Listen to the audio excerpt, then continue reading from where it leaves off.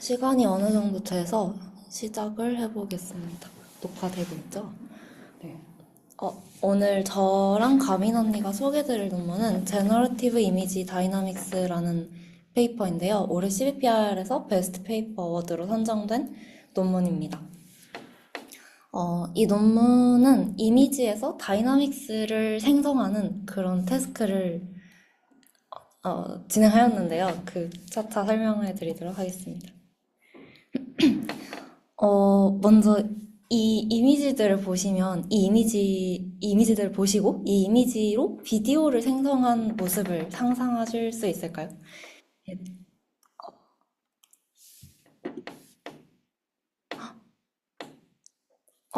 이게 느려서.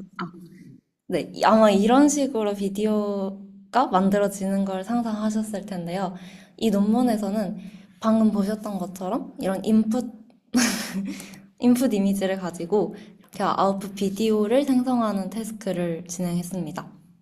근데 어, 보시면 아시다시피 이 이미지들이 이제 어떤 자연물이거나 바람에 흔들리거나 어떤 촛불이거나 좀 이런 식으로 어, 도메인이 어느 정도 제한이 되어 있는데 본 논문에서는 이런 자연물이 있는 이미지들에서 다이나믹스를 생성하는 태스크를 진행하였습니다.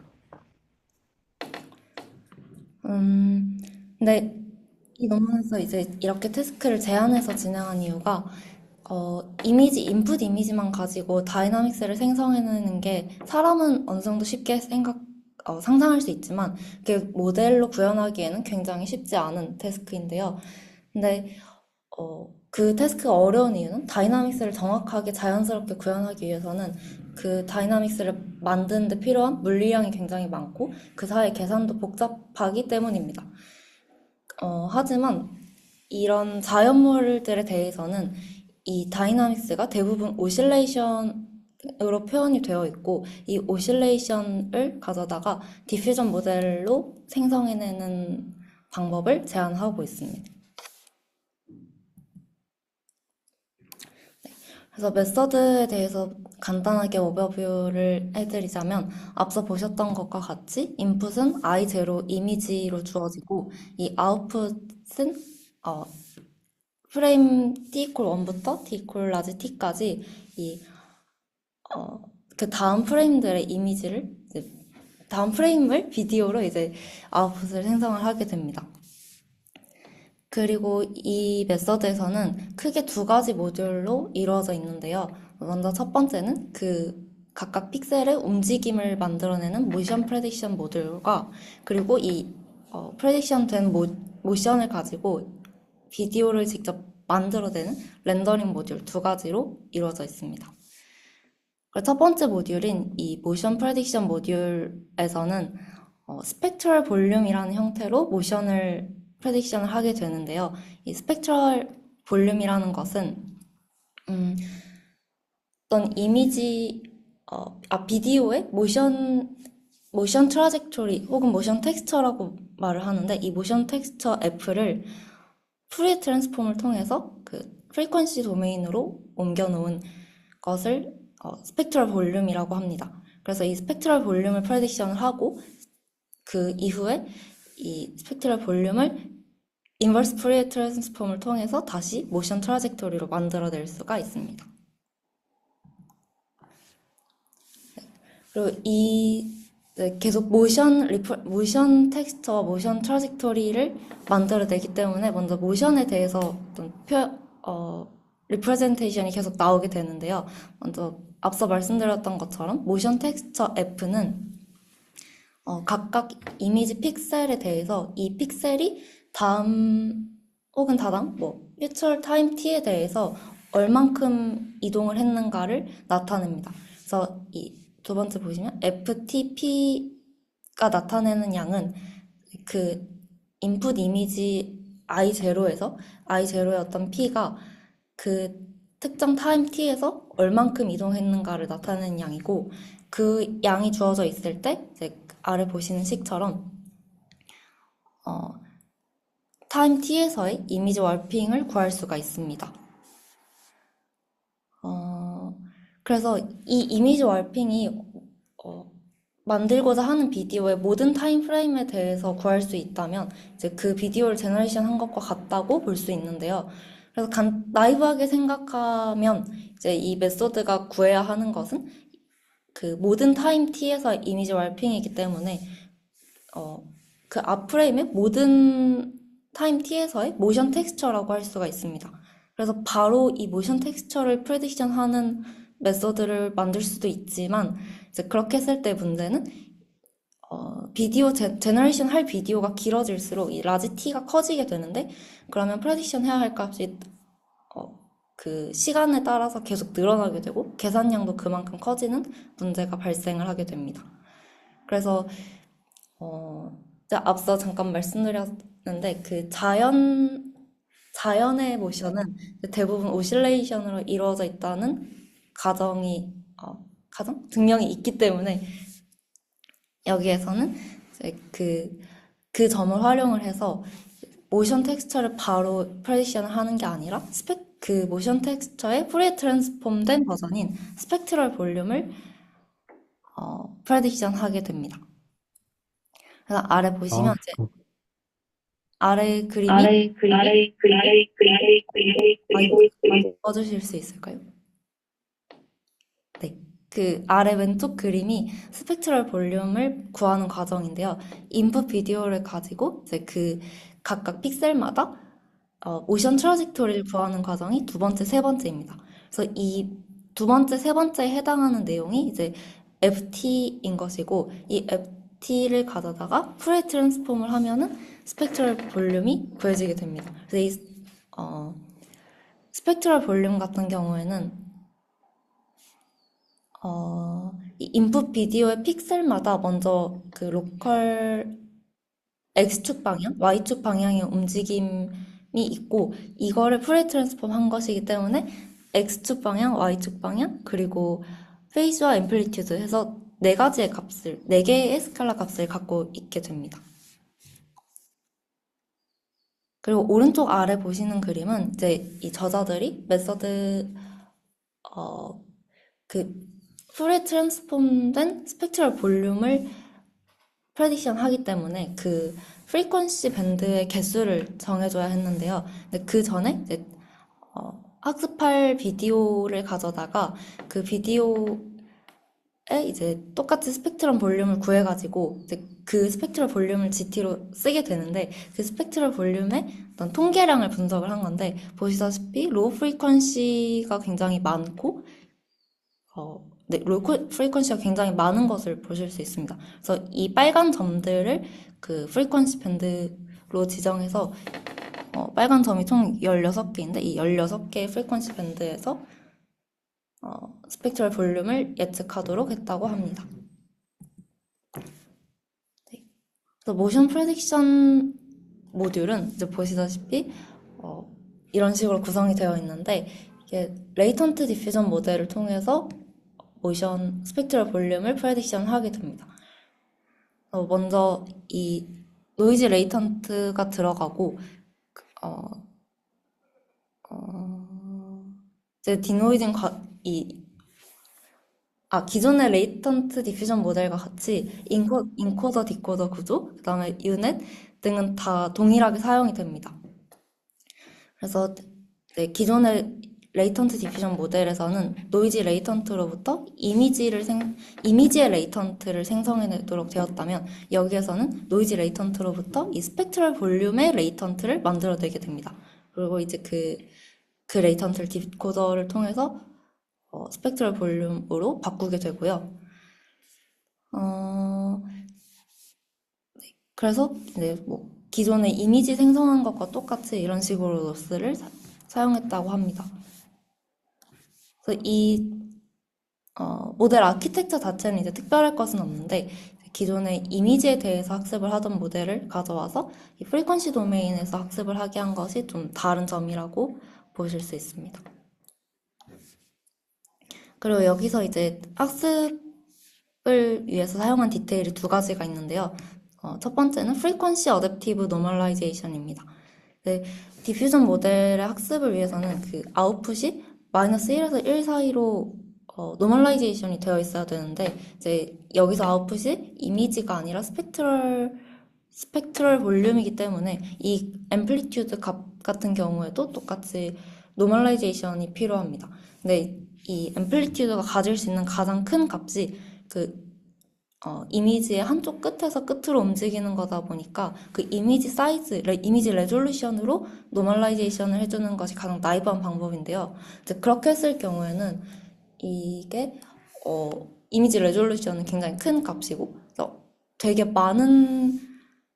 어, 많은 값들이 이제 그렇게 해서 노멀라이제이션을 하면은 굉장히 작게 된다고 합니다. 그래서 이제 이 레졸루션으로 스케일링을 했을 경우에는 이제 0에 가까운 값들을 계속 만들어내야 되는데 이제 그렇게 할 경우에 에러 프로퍼게이션 에러가 조금만 생겨도 이제 실제 아웃풋에서는 그 디노멀라이제이션을 했을 때 에러가 너무 커질 수 있기 때문에 여기서는 그 프리퀀시 때마다 이제 이 적절한 SFJ라는 값을 찾아가지고 어댑티브하게 노멀라이제이션을 해준 것이고요. 그래서 이렇게 했을 경우에는 좀 아웃풋에 프레딕션 해야 하는 아웃풋 값들이 적절하게 분포되어 있도록 만들어졌다고 합니다.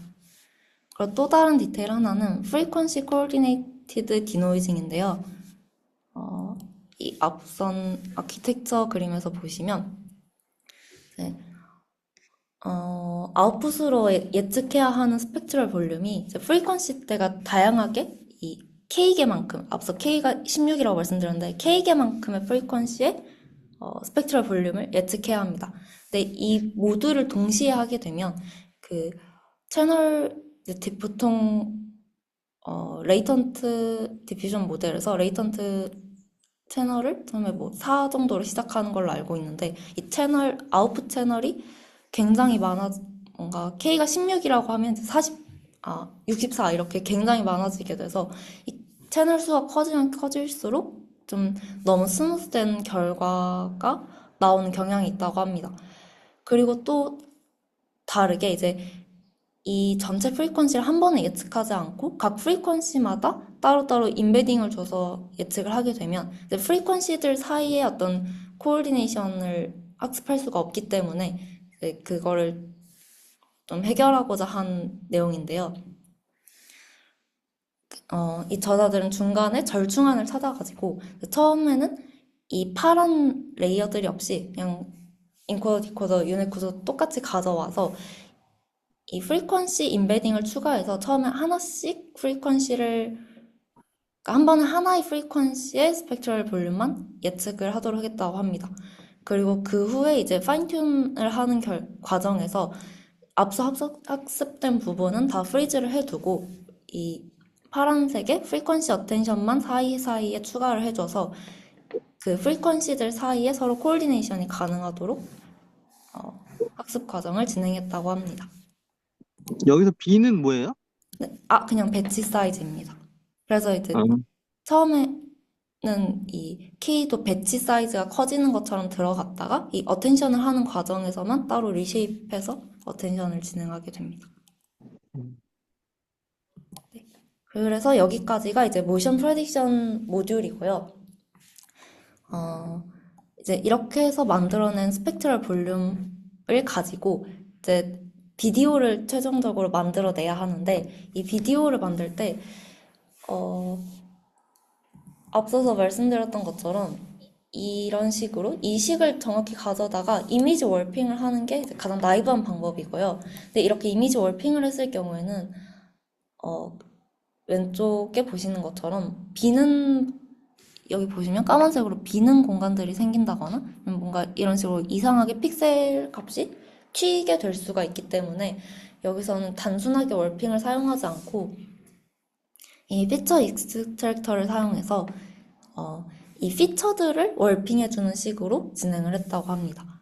그래서 먼저 인풋 이미지에서 피처 익스트랙터를 통해서 다양한 레졸루션의 피처를 뽑고 이 피처를 가져다가 이제 그 스펙트럴 볼륨에 웨이트를 줘가지고 스펙트럴 볼륨을 통해서 만든 모션 트라젝터리를 가지고 이 모션 트라젝터리로 웨이트를 줘서 이 피처 자체를 월핑해서 이제 다시 이미지를 만들어냈다라고 합니다.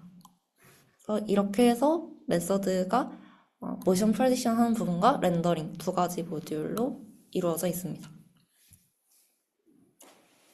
네, 그래서 메소드는 여기까지인데요. 혹시 메소드 관련해서 질문 있으실까요?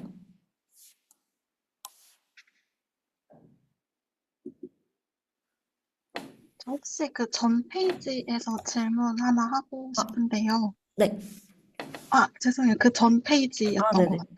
네네. 여기서 프리퀀시 어텐션에서 그 K가 프리퀀시 밴드에 대한 디멘션이면 네, 맞습니다. 어텐션을 진행을 할 때 그냥 그러니까 프리퀀시 밴드마다 다른 어텐션이 진행이 되는 건가요? 아니면 아, 네. 여기 부분이 조금 다시 한번 설명해 주실 수 있는지 아, 여쭤보고 싶어요. 프리퀀시마다는 아니고 이제 프리퀀시들 사이에 어텐션을 하도록 한 것 같습니다. 그러면 저 F 프라임의 쉐이프가 K가 뭔가 앞, 배치로 나와 있는 게 아니라 뒤로 들어가야 될 것 같은데, 이게 저희가 아는 셀프 어텐션이나 약간 그런 어텐션과는 좀 다른 개념일까요? 어, 그 부분까지 다 확인하지 못했는데, 그 쉐입이 어떻게 돼야 맞을 것 같다고 혹시 방금 잘 못 들었어요. 아, 그러니까 제가 아는 셀프 네. 어텐션으로 제가 생각을 했을 때에는 결국에는 저 뒤에 부분에 H랑 W를 플랫한 다음에 걔네들끼리 어텐션을 보통 계산을 하니까 아, 얘가 프리퀀시 사이에 어텐션을 계산을 하려면 저 K가 맨 뒤로 간다든지 좀 쉐입이 다시 바뀌어야 될 것 같은데 저 쉐입으로 들어가고 있어서 혹시 어떻게 연산이 되는지 궁금해가지고 네, 여쭤봤습니다. 아. 제가 그 어텐션을 정확한 인풋 아웃풋 디멘션을 잘 기억이 안 나가지고 그러는데, 그러니까 K들 사이에서 어텐션이 이루어지고, 이제 그 사이, 거기에 들어가야 하는 값들이 이 C 프라임, H 프라임, W 프라임, 디멘션에 있는 값들 사이에 어텐션이 이루어지기 때문에, 말이 되나요? 네. 일단은, 예, 예. 네, 제가 뭔가 정확한 네. 디멘션은 지금 잘 모르겠습니다. 아, 네, 한번 그냥 프리퀀시 사이에 뭔가 어텐션이라고 이해해 보도록 하겠습니다. 네, 알겠습니다. 그리고 하나 더 여쭤보고 싶었던 게, 그 네. 마지막 페이지에서, 그 렌더하는 그 부분에서, 그 피처 익스트랙터랑 신텍시스 네트워크는 그러면 이 논문 자체적으로 개발하고, 그 프리트레인을 한 모델인지 아니면 기존에 있던 거를 가져온 건지 궁금합니다. 아, 그 구조 자체는 네, 나중에 말씀해 주실 것 같지만 레즈네 34로 그냥 가져와서 쓴 거고 프리트레인 된 걸 가져오진 않고 여기서 이제 어, 이 태스크에 맞춰서 트레인을 한 것 같습니다. 감사합니다. 이게 트레인 데이터셋은 어떻게 만들었어요? 아마 이것도 뒷부분에서 나오죠. 나오긴 하는데 그냥 저자들이 네. 수집한. 수집해가지고. 네. 네. 예, 이거 같은 경우에는 그냥 카메라는 거의 정지 카메라고, 그쵸? 네, 자연이 네. 알아서 바람 같은 거에 흔들리는 그런 영상만 계속 찍은 것 같은데, 자동차 지나가고 이러면 이건 안 될 것 같은데, 그죠? 네, 맞습니다. 그래서 그런 다이나믹 네, 자동차도 다이나믹이라고 했으니까 그런 다이나믹은 좀 이 논문의 스콥에서는 없는 것 같습니다. 아, 채팅으로 보면. 아, 채팅으로 질문 주셨는데 일반적인 이미지 투 비디오 제너레이션에서는 원하는 동영상이 생성되지 않나요? 아, 동일한 이미지를 사용해서 키프레임 인터폴레이션을 할 수도 있을 것 같은데 일단 일반적인 비디오 제너레이션 태스크에서 어, 일반적인 비디오 제너레이션이랑 이제 비교한 결과가 없었던 것 같긴 한데, 근데 아마 그냥 이렇게 다이나믹 비디오 제너레이션만 하는 모델들이 이 논문이 처음이 아니고 이 전에도 있었던 걸로 봐서는 그 다이나믹 비디오에서 다이나믹을 되게 자연스럽게 제너레이션 하는 게 일반적인 비디오 제너레이션하고 조금 다른 방향이라서 이 태스크만 집중을 해서 하는 것 같고요. 그리고 키프레임 인터폴레이션 또 말씀을 해주셨는데, 어, 키프레임 인터폴레이션이랑 비교한 건 없는 것 같습니다. 근데 이제 그 키프레임이 얼마나 많아지느냐가 사실은 그 하이 프리퀀시의 오실레이션이 얼마나 많아지는가랑 같은 얘기이기 때문에, 어, 여기에서는 그냥 이 K16의 그 프리퀀시 밴드가 이제 충분했다라고 하는 걸로 보면 충분히 그냥 충분한 그 프레임 레이스로 했다고 생각할 수 있을 것 같습니다.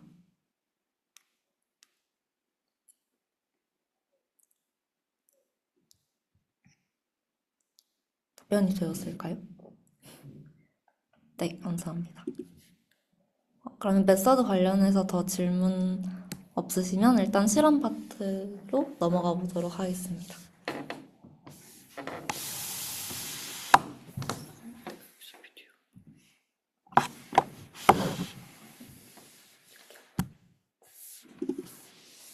아이고, 잠시만요.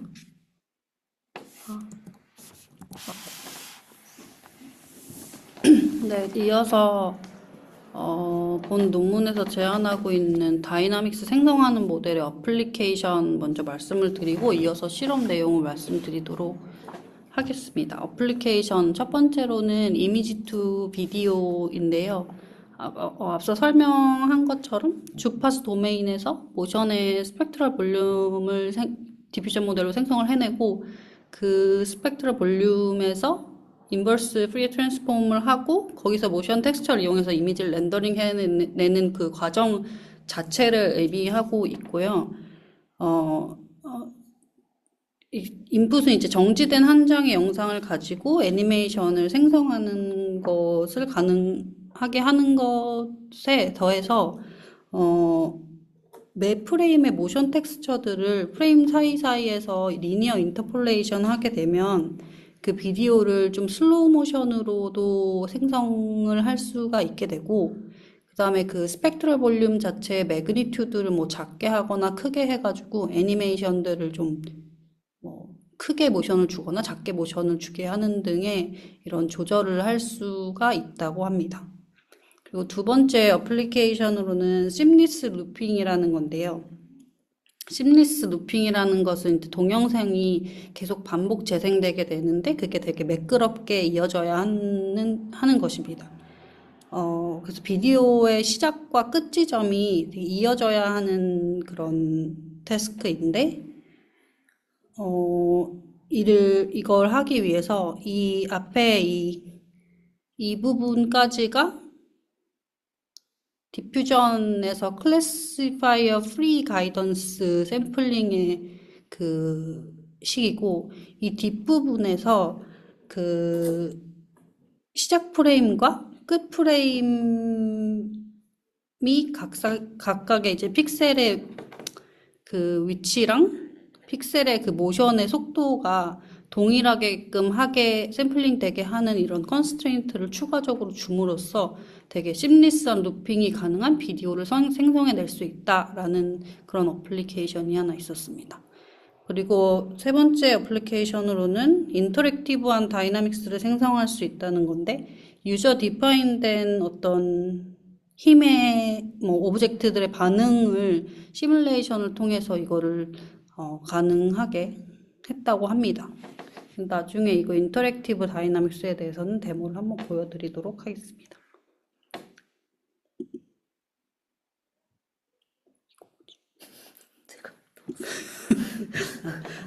그러면 실험 내용을 말씀드리도록 하겠습니다. 이제 구현에 있어서는 스펙트럴 볼륨을 생성해내는 디퓨전 모델은 VA를 포함하고 있는 그 LDM 구조를 똑같이 사용을 하였고, 해상도는 256 by 160이 됩니다. 그리고 이거 학습시키는데 대략 A100 16개로 6일 정도가 소요된다고 합니다. 대신 그 디퓨전으로 스펙트럴 볼륨을 생성하고 나서 실제 영상을 이제 렌더링하는 모듈은 레진의 34 아키텍처를 가지고 있고, 얘는 좀 25fps로 실시간으로 렌더링은 가능하다고 합니다. 그리고 데이터셋에 있어서는 약 3천여 개의 내추럴 씬에 대한 비디오를 본인들이 수집을 하였다고 하고요. 비디오에 대해서 그 정답 그라운드 트루스 옵티컬 플로우가 필요했기 때문에 그 옵티컬 플로우를 뽑아내는 메소드는 코arse to fine 방법을 이용해서 그 옵티컬 플로우를 추출했다고 합니다. 그리고 학습에 쓰이는 그 비디오 데이터 중에 10번째의 프레임에 해당하는 애를 처음 인풋으로 주고, 그 다음으로 이어지는 한 150개의 프레임들에서 옵티컬 플로우를 뽑아가지고 걔를 GT로 아웃풋의 GT로 사용을 해서 학습을 했다고 합니다. 여기서 저자들이 딥러닝 기반으로 옵티컬 플로우의 GT를 뽑기도 했었는데, 그 딥러닝 기반의 옵티컬 플로우 모델이 되게 좀 오버 스무드하게 추출하는 경향이 있다고 언급하면서, 그냥 그렇게 오버 스무드 되면 되게 좀 넌 리얼리스틱한 모션이 되기 때문에 coarse to fine 피라미드 이미지 구조에서 옵티컬 플로우를 계산하는 방법을 취했다고 하고 있습니다. 그다음에 제안한 방법의 그 비교군으로 쓰이는 기존 연구들은 그러니까 2D에서 모션을 예측하고 오토 리그레시브하게 계속 이터레이션을 돌면서 미래의 프레임을 예측하는 모델을 비교하기도 하고, 주파수 도메인은 하나도 이제 그런 접근 방법을 쓰는 거랑 비교한 건 없고, 직접 이미지 도메인에서 VA나 GAN 아니면 디퓨전 같은 걸 이용해서 다음 프레임을 예측하는 방법들과 비교를 하였습니다. 그리고 성능 지표로는 그라운드 트루스의 영상을 가지고 있기 때문에 생성된 비디오랑 그라운드 트루스 비디오 간의 거리를 측정을 해서 걔를 성능으로 평가를 하게 됩니다. 그래서 한 장 한 장 매 프레임의 퀄리티를 비교하는 FID나 KID 디스턴스 값들로 비교를 하기도 하고, 비디오 데이터로 학습된 백본 모델을 기반으로 하는 프리쉐 비디오 디스턴스라는 걸 매트릭으로 하고, 아니면은 그 텍스처 데이터를 모션 텍스처 다이나믹 텍스처 데이터셋을 가지고 학습된 비디오 인식에 잘 쓰이는 백본 모델을 사용한 그 DTFVD라는 디스턴스도 사용을 해서 어떤 비디오의 컨시스턴시도 잘 유지해야 하는 그런 거를 성능 지표로 삼기도 하였습니다.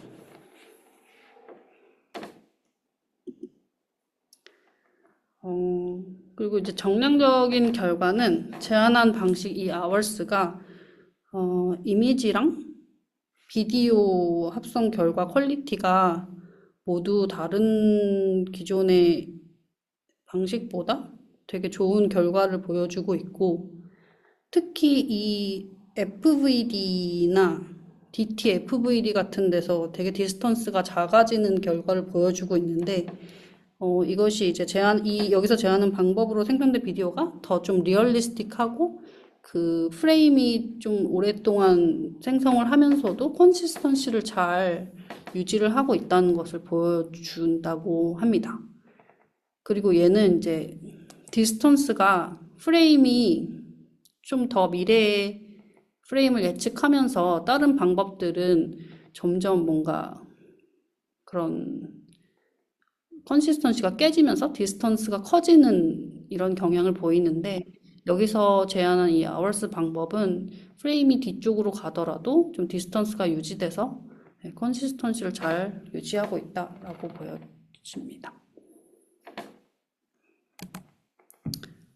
어블레이션 스터디에서는 뭐 주파수를 지금 K를 16개 정도 썼는데 이 자연 영상이 그렇게 막 프리퀀시가 그 하이 프리퀀시 성분은 많이 없고 로우 프리퀀시 성분을 주로 갖고 있기 때문에 한 16개면 충분하다고 하고 16개보다 더 이상 가는 것은 좀 성능의 세츄레이션이 있었다라고 얘기를 하고 있습니다. 그리고 그 본인들이 제안한 방법 중에 하나씩 제거한 이런 결과들을 내놓고 있는데 아까 앞에서 메소드에서 설명한 것처럼 그 주파수 대역마다 노멀라이즈 해줬을 때 어댑티브하게 스케일링 값을 가지고 해준다라는 그런 내용이 있었는데 그렇지 않고 그냥 이미지 사이즈로 그냥 노멀라이제이션 해준다라고 하는 것은 그거에 대한 효과를 보기 위해서 그걸 제거하고 실험을 하였고 그랬을 때 좀 성능이 안 좋아지는 결과가 있었고 그 다음에 이 인디펜던트 프레딕션 같은 경우에는 각 그 주파수 대역들이 다른 것들 간의 어텐션 레이어를 파인 튜닝 해주는 부분이 있었는데 그걸 하지 않았을 때의 결과도 조금 안 좋아진다라는 걸 보여주고 있고 이 볼륨 프리딕션은 이거 한 번에 그 주파수 대역을 한 번에 예측하지 않고 그냥 각각의 주파수 대역만 따로 프레딕션 하게 한다라는 부분을 따로 실험해서 그 아까 코디네이션을 유도하는 부분이 빠지게 됩니다. 그래서 이 부분도 좀 성능 저하의 요인이 돼서 결국에는 전부 다 제안한 방법들이 모든 조합을 가지고 있는 이게 제일 성능이 좋았다라는 걸 설명을 하고 있고요.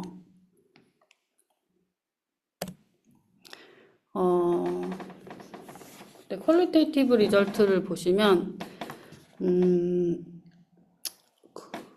여기서 아워스로 이게 제안한 방법의 결과물인데 이 영상에서 이 파란 줄, 이 슬라이스 X축으로 이렇게 슬라이스해서 이 부분을 이제 요 세로축이 시간에 따른 이런 움직임을 보여주고 있는 건데 이 레퍼런스라고 하는 게 이제 정답 영상이고요.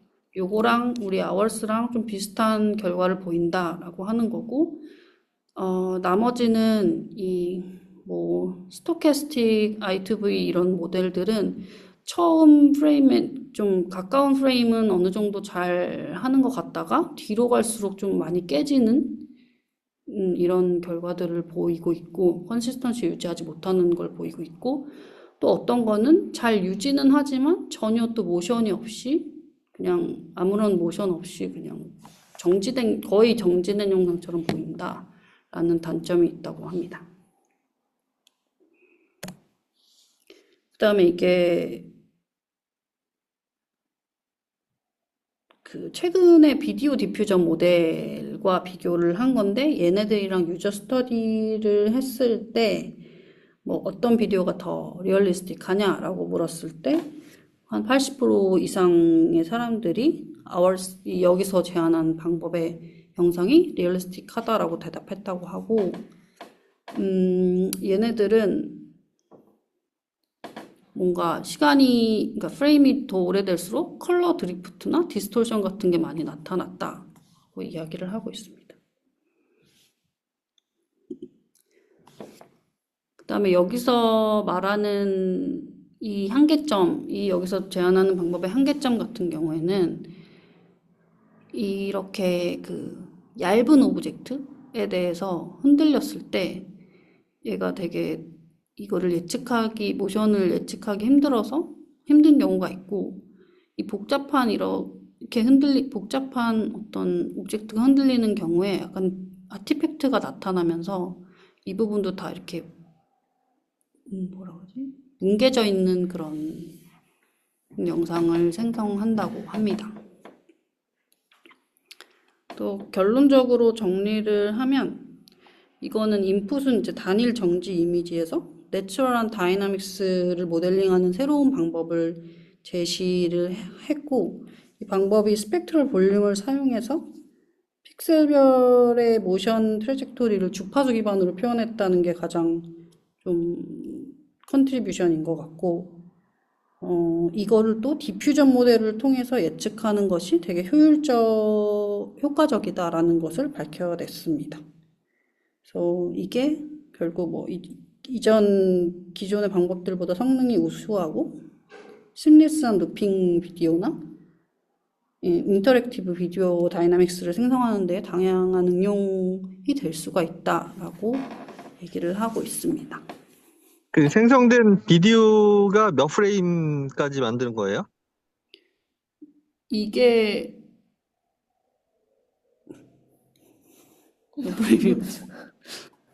한 비디오에서 트레이닝 데이터는 150프레임까지는 썼는데 테스트도 150 똑같이 했을 것 같긴 합니다. 150프레임 정도. 네.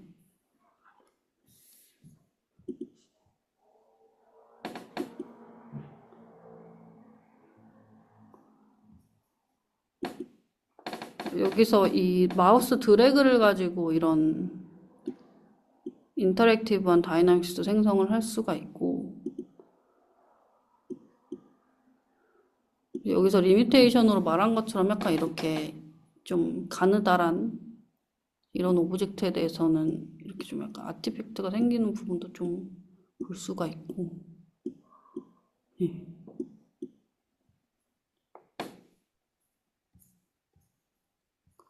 이제 모션의 그 스펙트럴 볼륨에서 매그니튜드를 조절함으로써 작은 모션도 생성하고 좀 키워가지고 좀 큰 모션도 생성할 수가 있다고 합니다. 그리고 그 스펙트럴 볼륨에서 모션 텍스처로 인버스 프리 트랜스폼 한 다음에 걔네들 사이에 좀 인터폴레이션을 해서 프레임을 많이 만들어가지고 슬로우 모션의 비디오도 만들어낼 수 있다고 합니다.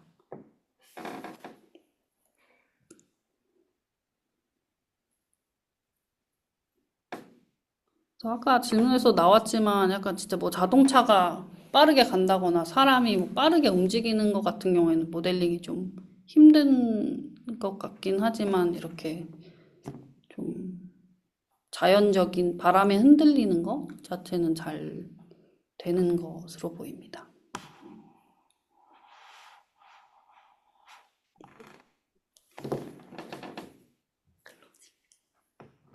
더 질문 있으실까요?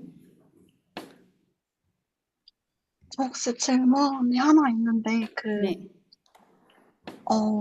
그러니까 다른 비디오 디퓨전 모델이 아닌 모델은 제가 잘 몰라서 그 모델은 어떻게 하는지 모르지만, 비디오 디퓨전 모델은 보통 그 유닛 자체에 이제 프레임 개수가 배치로 들어가면서 어느 정도 GPU의 용량에 따라서 그 프레임 수가 되게 제한된다는 단점이 있는 걸로 알고 있는데, 약간 요 모델을 쓰면 결국에는 그 프리퀀시의 개수만큼만 들어가면 되니까 그런 약간 프리퀀시 자체가 유닛에 타게 되는 거니까 뭔가 그런 제한이 좀 없어질 것 같다는 생각이 들어서 혹시 그런 얘기도 같이 있었나요? 좀 더 작은 컴퓨테이션으로 좀 더 긴 동영상을 만들 수 있다? 이런 장점도 있다고 볼 수 있을까요? 맞는 것 같습니다. 이게 그러니까 저는 이제 비디오 제너레이션을 보통 어느 정도 길이를 만들어내는지 모르는데 여기서는 좀 더 길게 만들 수 있고 그리고 사실 이 논문에서 타겟으로 하는 씬들 같은 경우에는 그 심리스 루핑 아까 말씀하셨던 것처럼 그걸로도 충분히 자연스럽게 그냥 쭉 길게 만들 수 있기 때문에 그 심리스 루핑 비디오를 보여주는 게 사실 되게 길게 만들 수 있다는 것과 일맥상통하는 것 같습니다. 근데 움직임이 그리고 조금 오실레이션을 갖고 있다는 게 여기 전제하고 있는 거여가지고 반복되는 어떤 진동의 움직임? 이런 것만 잘 하고 있는 것 같아요. 뭔가 그 오실레이션 안에서는 되게 긴 영상을 이제 잘 만들 수 있지만 그 가정이 깨지는 순간에는 이제 잘 못 만든다는 말씀이신 맞아요, 거죠? 맞아요. 네네. 아, 감사합니다. 그리고 혹시 여기서 결국에는 유넷을 통과해서 나오는 게 그 F라는 어떤 모션 텍스처를 예측을 하는 걸로 이해를 했는데, 그럼 만약에 이제, 약간 보여주신 건 다 작은 움직임이 많긴 한데, 뭔가 좀 진동이더라도 좀 더 크게 움직이거나, 막 약간 파도나 이런 것들도 오실레이션에 해당될지 모르겠지만, 좀 더 그런 움직임이 있으면, 어떤 픽셀들은 아예 어느 순간 프레임 밖을 나가 버릴 수도 있을 것 같은데, 그런 경우에 F는 혹시 어떻게 처리가 되는지 좀 궁금합니다. 그게 사실 이제 여기서 오실레이션이라고 하는 게 프레임 밖으로 아예 안 나간다는 가정이 있는 것 아, 같고요. 그래서 말씀해주신 파도 같은 경우에는 이제 이 논문에서 하는 그 데이터에서는 조금 벗어나는 것 같긴 합니다. 그래서 아까 여기서 이제 보여줬던 이 헐린스키 요거 같은 게 이제 다이나믹을 만드는데 그 중에서도 좀 더 파도, 구름 이런 식으로 말씀해주신 것처럼 약간 다른 거를 한 페이퍼여가지고 근데, 어 약간 그 파도나 구름 같은 거랑 그리고 여기서 보여주고자 하는 자연물이랑 그 성질이 약간 다른 것 같습니다. 그러니까 각자 아, 서로 잘하는 게 있는 것 같아요. 뭔가 딱 장점과 단점이 뚜렷한 이런 느낌이 좀 있네. 네. 네, 감사합니다.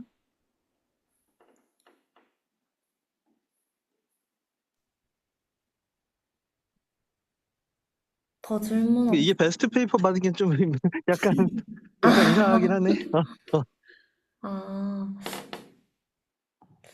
뭔가 되게 스콥을 딱 좀 좁게 확실하게 정해서 그렇긴 한데 그 스콥 안에서는 굉장히 잘 하고 있어서 그래서 아마 좀 좋은 인상을 주지 않았을까, 좋은 평가를 받지 않았을까 싶습니다.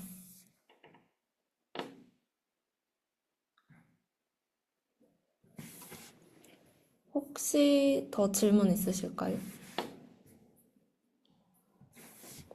없으시면 오늘 세미나 여기서 마무리하도록 하겠습니다. 감사합니다. 감사합니다.